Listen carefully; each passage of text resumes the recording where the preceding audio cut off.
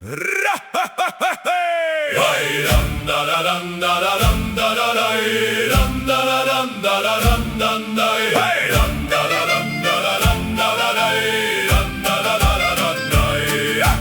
elas meil külas üks nägusam neiu, keda meie pool kutsuti Lutika Viiu. Vaat see oli alles Viiu, vaat see oli alles Viiu, kes talusse sisse tõi tüli ja riiu.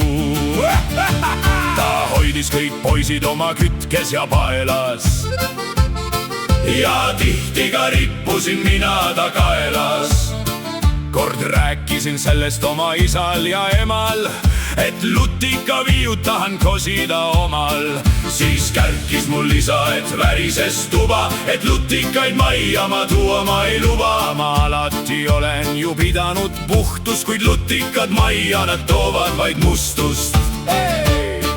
Kuid mina ei kohkunud tagasi sammu, olin kõrvuni silmini armunud ammu. Ma ütlesin Viiul, me lähme nüüd linna, ma võin siin seal õmbluse kooligi panna. Ma ise olin paar korda linnas küll käinud, kuid Viiu polnud linna veel kordagi näinud. Su ammuli vahtis ta härradel näkku ja kõnnidel jooksis ta nendega kokku.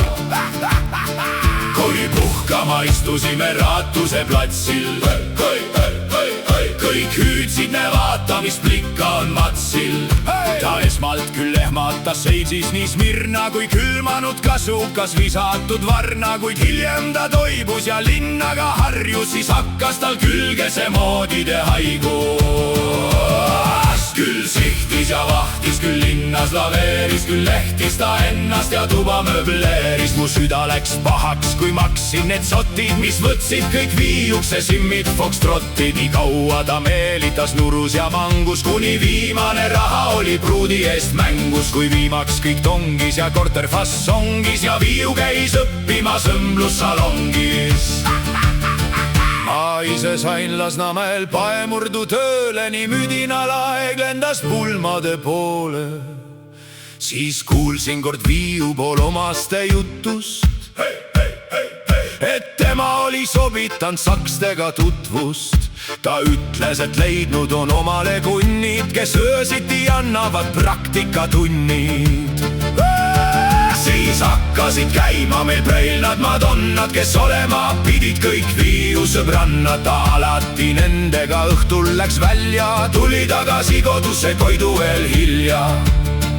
Kord tuli üks härra, kes jälle ta tundja, mul tutvustas ennast kui tundide andja. Vaat see oli alles Viiu, vaat see oli alles Viiu, kes talusse sisse tõi tüli ja riiu.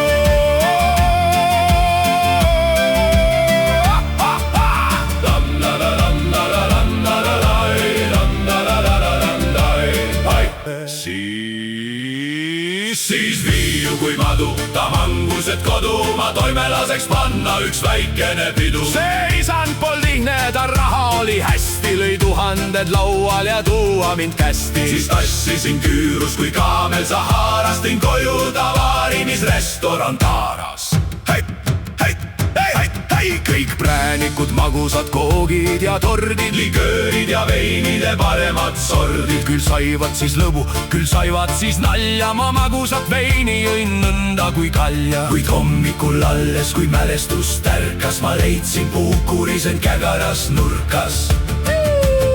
Ma olin nii nässus, ma olin nii närtsus, mu kirikupüksid ja pintsak olid kortsus. Mu nägu oli tursunud ja süda oli paha, ma vandusin igavest viin jätta maha. Siis telliti linnast üks lamavoi auto ja saadeti tööle mind paemurru auku. Mind üllatus tabas, kui tulin ma koju, ma sängis nägin härrat ja punapea kuju. Kui panin ta kodusse aresti alla, sai vihaseks Viiu kui ema gorilla. Kord juhtus nii Viiul, et valiti missiks, sest matsigi tütar võib saada printsessiks. Siis kutsuti jälle meid restoran Rooma, ühte peenesse lihvitud seltskonda jooma. jah, seda viiut, tal oli seal välja kõik soolod ja triod. Siis nägin, kui palju ta arenenud kunstis, kui püksad ta laua peal plastikat tantsis. Mul rantiga preili üks tillamimoosa, kel lina oli lilla ja nägu oli roosa. Sain härralt jootraha ja tegime maha, ta annab mul tondile öövahi koha. Kui hommikul töölt mina koduse jõudsin, siis Soodoma Gomorra eest mina leidsin. Siis ütlesin viiul, sa raisku mul lähed, kui öösiti joomas sul käivad siin mehed. Tema vastu ma tsära, sa viiuks mind hüüa, ma olen nüüd preili, kel nimeks Sofia. Nüüd hoopis ma elama lähen hotelli, võid otsida omal teist seesugust lolli. Siis taipasin pettus, siis taipasin paha, et kadunud härra mind jätnud ta maha. Siis mõtlesin tõesti, et viud ma ei taha ja armastus kadus kui sulanud vaha. Kui keegi mul küsib, kus elab nüüd viiu, ma temale vastan, iditena huju. Vaat see oli alles viiu, vaat see oli alles viiu, kes talusse sisse tõi tüli ja riiu.